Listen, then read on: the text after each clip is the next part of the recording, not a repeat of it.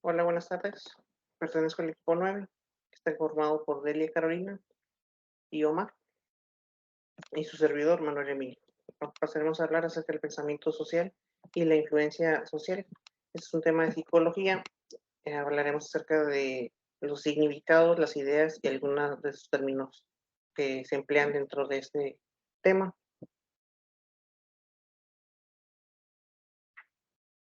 Empecemos con la introducción.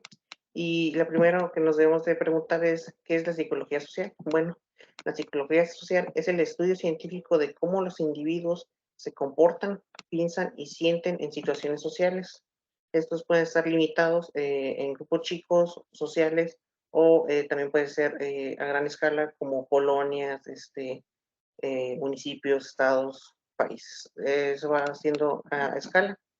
Y esto se trata sobre los valores establecidos, las diferentes expectativas que se tienen o los patrones de conducta que están presentes cuando estos se llegan al mundo. Podríamos decir que es un estilo de patrón que se lleva a cabo dependiendo de la zona y dependiendo de las características, a lo que se le llama cultura. Para apreciar más a fondo esta cultura, podemos pensar cómo ha sido afectada o cómo es que se diversifica tanto dentro de un mismo lugar por la gran variedad de factores que existen. Esos pueden ser lenguaje, costumbres, algún tipo de concepto de propiedad, el matrimonio, por ejemplo, o algún tipo de rol sexual. Vamos a hablar acerca de los roles. Y es que, ¿qué son los roles? Los roles sociales son patrones de conducta esperados de personas en varias posiciones sociales. Es lo que uno esperaría que la gente se comporte como tal. Estas marcan las interacciones diarias, lo que nos permite anticipar lo que otros harán. Hay un problema con esto y es que muchas personas experimentan un conflicto de rol, ya que tienen que asumir uno, dos o más roles que de cierta medida sí le corresponde, pero no saben con cuál llevar a cabo o cuál se les queda mejor. Es por eso que se les crea una demanda conflictiva.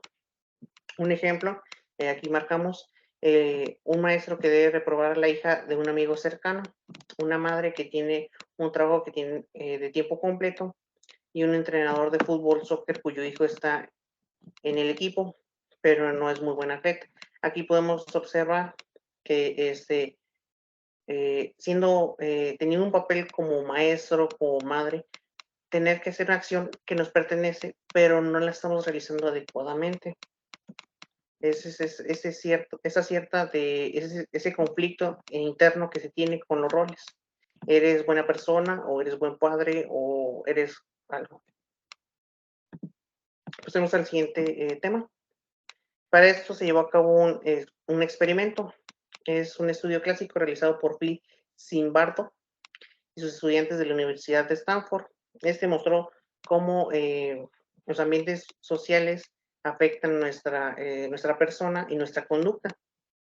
Este estudio minucioso se llevó a cabo con estudiantes masculinos. Ellos eran totalmente normales, sanos, y fueron pagados para ser prisioneros y guardias, ambos, en una prisión simulada. Después de solo 2 días en la cárcel, pues los prisioneros se volvieron intranquilos y desafiantes, algo que de cierta manera pues se esperaba, pero no tan repentino y tan real.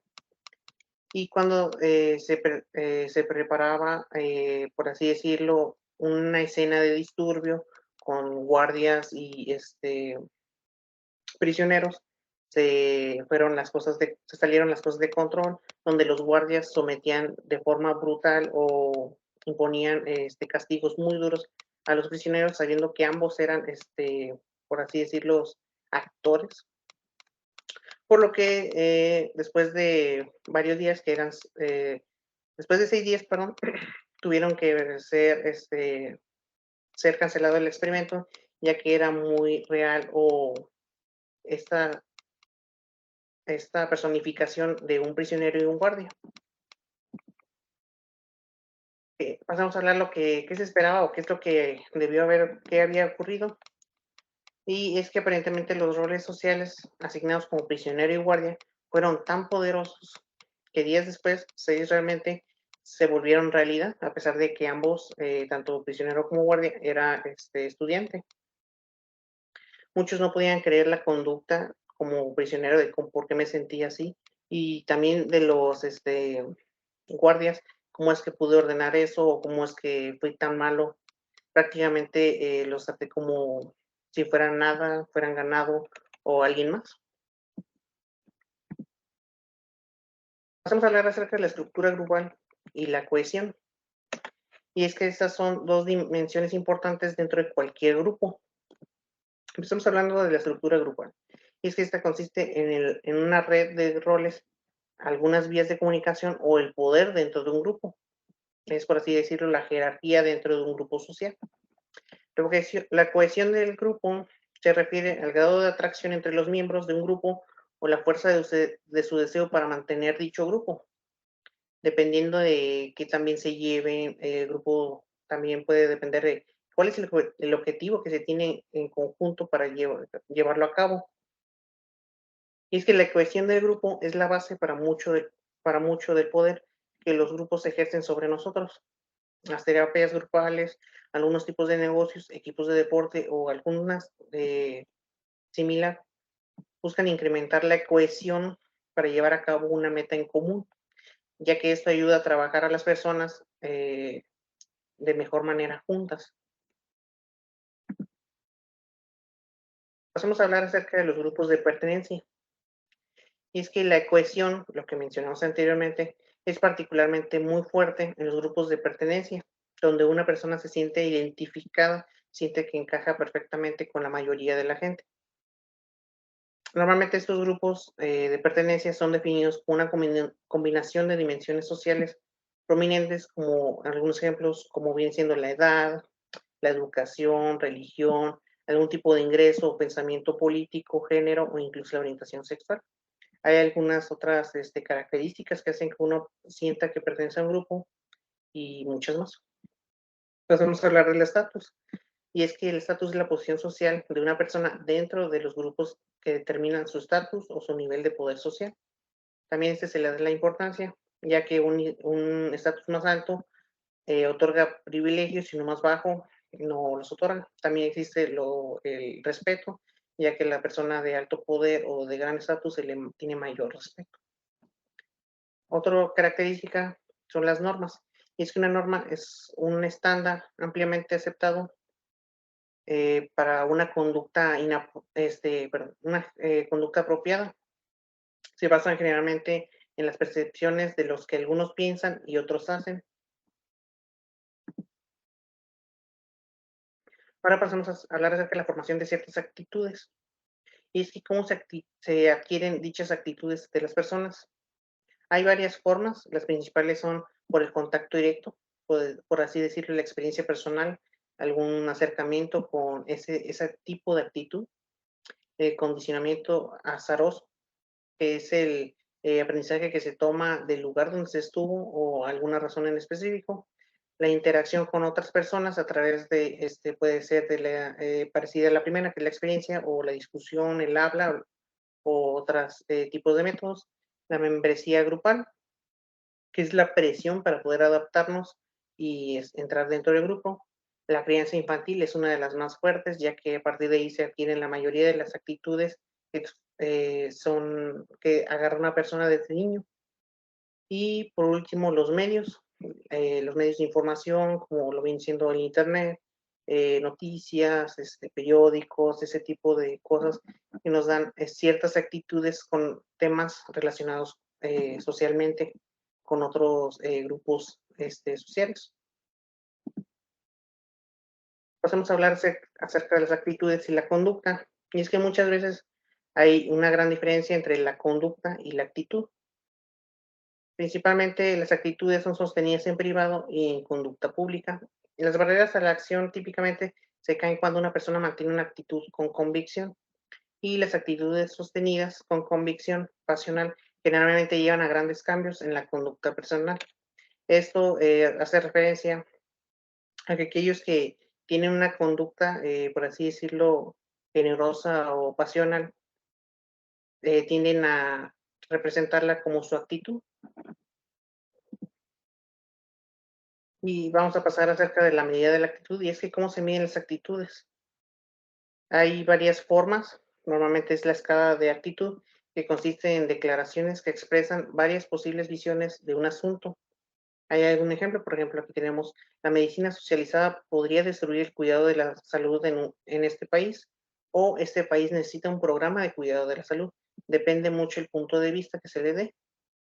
Las personas responden típicamente a dichos argumentos en una escala de 5 puntos que va desde de acuerdo fuertemente a en desacuerdo fuertemente.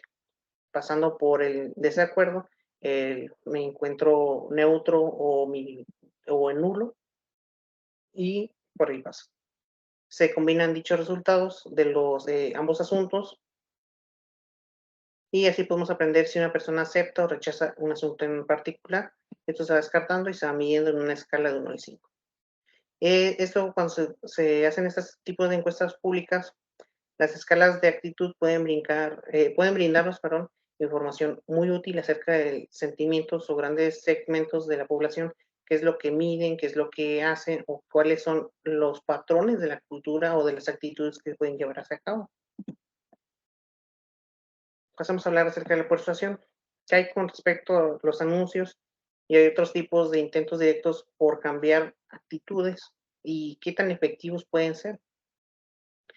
La persuasión en cualquier intento deliberado por cambiar actitudes o creencias a través de información y argumentos, negocios, políticos y otros que buscan persuadir, obviamente creen que actitudes pueden cambiarse. Más de 100,000 millones de dólares se gastan anualmente en anuncios de televisión en los Estados Unidos y Canadá. Esto con el fin de persuadir a la gente de que haga una actividad, compre alguna cosa, vote por alguien, realice cualquier o tenga un pensamiento diferente. Es por eso que se le dice el poder de la persuasión y es por eso que se implementa un gasto importante para llevar a cabo este método psicológico. Y es que la persuasión puede fluctuar en una serie diaria de comerciales en los medios a una discusión no personal entre amigos. Esto como algo que viste en las noticias, en el internet, puede afectar incluso a algo que estás platicando, conversando, interactuando con tus amigos. Igual en casi todos los casos, el éxito o el fracaso de dicha persuasión puede entenderse si consideramos que se tomó en cuenta el comunicador, tanto el mensaje y a la audiencia. Y en la junta de una de una comunidad, perdón, digamos que tiene la oportunidad de promover un asunto importante por usted. Es por ello que a veces se usa el poder de la persuasión, de proponer dichos ideales, o cuál es el beneficio de poder realizar cierta actividad o llevar a cabo esta meta. Es que hay que preguntarse a quién escogería para hacerse la presentación, cómo debería ser la persona para presentarlo. Y es que hay una investigación, un estudio científico que sugiere estos 9 puntos para realizar un cambio de actitud en la mayoría de las personas, o por lo menos que sientan cierto interés al momento de escuchar dicho mensaje. Número 1, el comunicador es agradable, expresivo, inspira confianza, es un experto en el tema y es similar a la audiencia en algún aspecto. Esto, retomando el tema de los roles, que uno debe de sentirse encajado en un grupo. Uno dice, mira, está pensando algo y se parece a mí en cierto tema o cierta característica, pues puede ser que yo también pueda pensar así, de esa forma. El punto número 2, el comunicador parece no tener nada que ganar si la audiencia acepta el mensaje. Esto es debido a que si, por ejemplo, el presentador o transmite un mensaje donde va a ganar fama, va a ganar dinero, va a ganar algún tipo de objeto, material o cosa, no llama la atención. Si en cambio no gana nada, aceptes o no el mensaje, puede llamar la atención. 3, el mensaje apela a emociones, particularmente miedo o ansiedad. Esto ya que es psicológicamente nos llama la atención el miedo o nos quedamos pensando en algo ya que nos causa ansiedad. Eso también puede ser eh, llevado a cabo para crear una persuasión. El mensaje también brinda un curso claro de acción que si se sigue reducirá miedo o producirá resultados personales deseables. Esto va acompañado del anterior punto, ya que si, por ejemplo, ya provocó miedo o ansiedad y siguiendo cierta manera las actividades que se te brindan, puedes reducirla. Eso es muy bueno para llegar a persuadir a alguien. El punto número 5, el mensaje enuncia conclusiones claras. Esto es importante ya que un mensaje claro evita confusiones y evita que la gente se pierda o que presente una mayor ansiedad. El punto número 6, el mensaje está apoyado de hechos y estadísticas. Normalmente usan ciertas bibliografías, algunas tablas, gráficos, gráficos de pastel, para indicar qué tan erróneos o correctos se encuentran. Punto número 7, el mensaje se repite tan frecuentemente como es posible. A veces podemos ver esos comerciales de propaganda donde se repiten una vez, dos veces, haciendo cierta actividad, lo escuchas en la en la televisión, perdón, en las noticias, en el internet, en los videos, que se vuelve tan repetitivo. El punto número 8, ambos lados del argumento son presentados en el caso de una audiencia bien informada. Y por último, solo un lado del argumento es presentado en caso de una audiencia pobremente informada.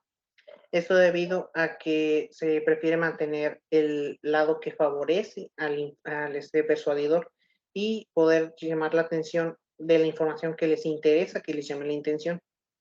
Un buen ejemplo es, por ejemplo, algún tipo de alimento que es delicioso, es fantástico, sí, pero ¿qué contiene, cómo se hace, cuál es su origen? Eso es algo que no te muestran, no te dicen, ya que solamente les interesa que se consuma y que incremente sus ventas. Ese es un ejemplo en el que se decide solamente decir cierta parte o la mitad de la información. Y por último, como hemos visto, en una conclusión, algunas veces podemos cambiar nuestras actitudes en respuesta a la persuasión que nosotros podemos recibir de forma externa.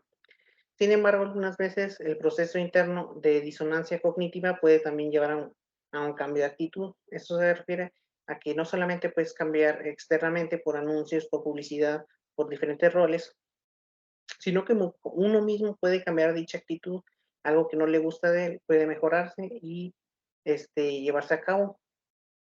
Si tiene metas, algún objetivo, lo puede lograr y esa es una forma grata de cambiar de actitud.